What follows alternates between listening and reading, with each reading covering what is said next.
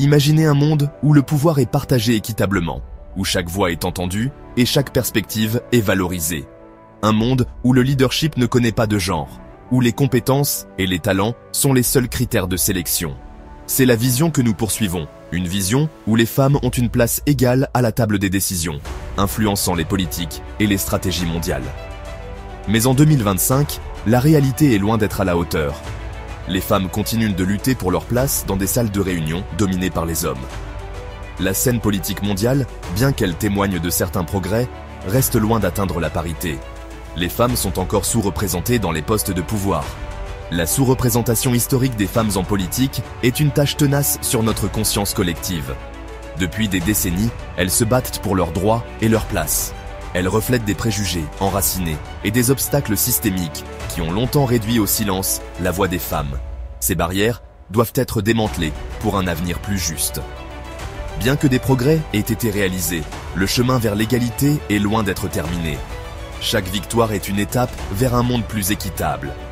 La lutte pour une représentation égale n'est pas seulement une question d'équité. Il s'agit de construire un monde meilleur pour tous. Un monde où chacun a une chance égale de réussir. Un monde où des perspectives diverses enrichissent la prise de décision, conduisant à une gouvernance plus inclusive et efficace. Ensemble, nous pouvons créer un avenir où l'égalité est la norme et non l'exception. Nous sommes en 2025 et les chiffres brossent un tableau sans équivoque. Les femmes restent considérablement sous-représentées dans les rôles de direction politique à l'échelle mondiale. Bien que les progrès soient évidents, le rythme est terriblement lent. À l'échelle mondiale, les femmes n'occupent que 27,2% des sièges parlementaires. Ce chiffre baisse encore davantage lorsque l'on considère les postes gouvernementaux. Seule une poignée de pays ont des femmes chefs d'État. La majorité des postes ministériels sont encore occupés par des hommes. Ces chiffres mettent en évidence l'écart persistant entre les aspirations et la réalité. Ils soulignent le besoin urgent d'actions plus audacieuses et de changements systémiques pour démanteler les obstacles qui entravent la participation politique des femmes. Le chemin vers le leadership politique est semé d'embûches, dont beaucoup touchent les femmes de manière disproportionnée. Ces obstacles sont profondément ancrés dans les normes sociétales, les croyances culturelles et les structures institutionnelles.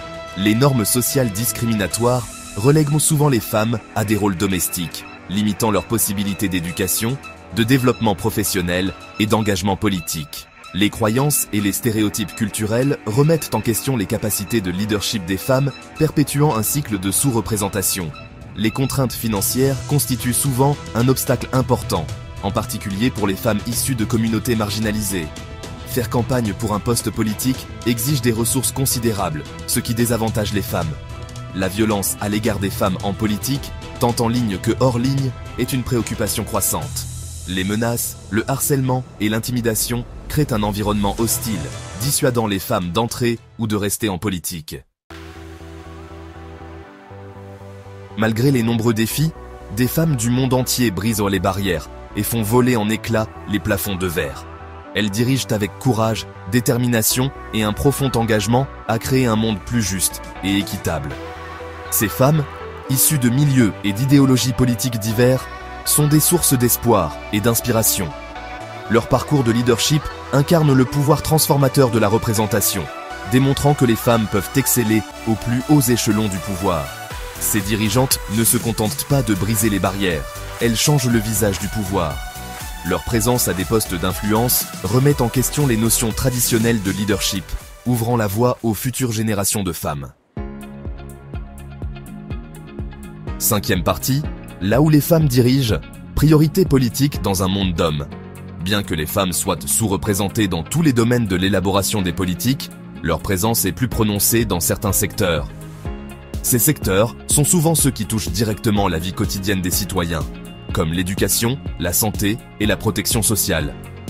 Ces domaines correspondent souvent au rôle traditionnel des genres, reflétant l'influence persistante des préjugés sociétaux. Les femmes sont souvent perçues comme étant plus aptes à gérer ces questions en raison de stéréotypes de genre profondément enracinés. Les femmes sont plus susceptibles d'occuper des postes ministériels dans des domaines tels que l'éducation, la santé, la protection sociale et les affaires familiales. Ces rôles sont souvent considérés comme une extension de leurs responsabilités traditionnelles au sein de la famille. Ces portefeuilles, bien que cruciaux pour le bien-être de la société, sont souvent perçus comme des sujets doux par rapport aux sujets durs que sont les finances, la défense et la politique étrangère. Cette perception diminue souvent l'importance de leur travail, la défense et la politique étrangère. Les femmes sont rarement vues dans ces domaines, ce qui limite leur influence sur les décisions cruciales qui façonnent la politique mondiale.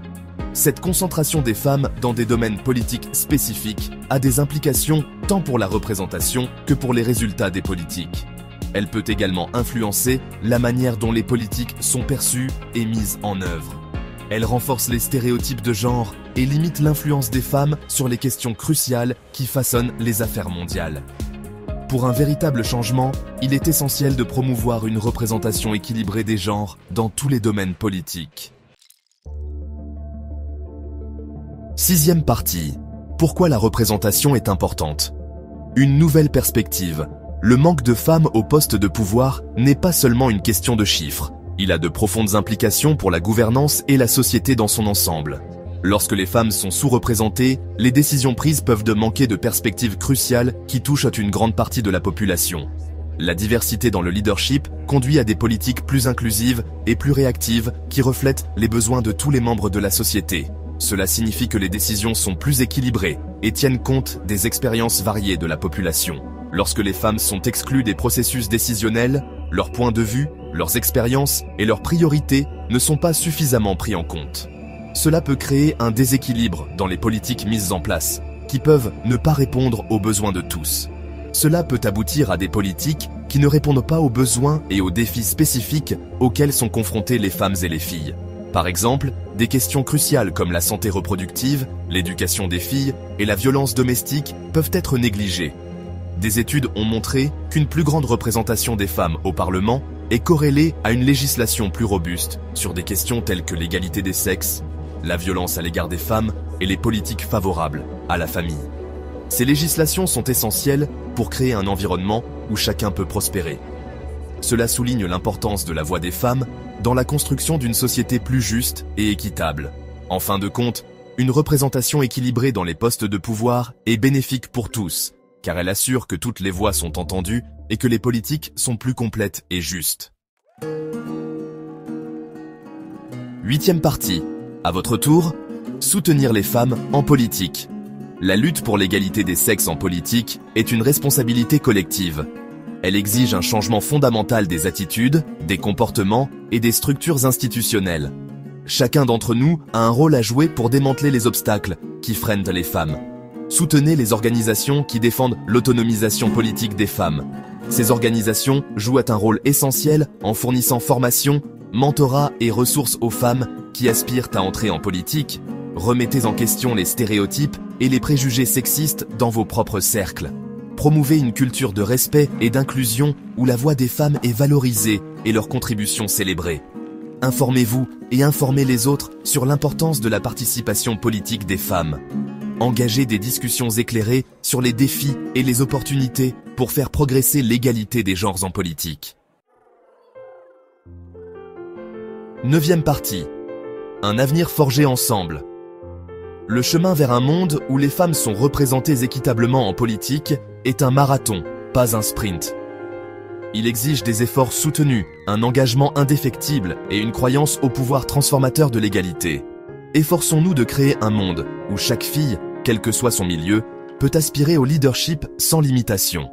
Un monde où la voix des femmes n'est pas seulement entendue, mais écoutée. Façonnant un avenir plus juste, équitable et prospère pour tous.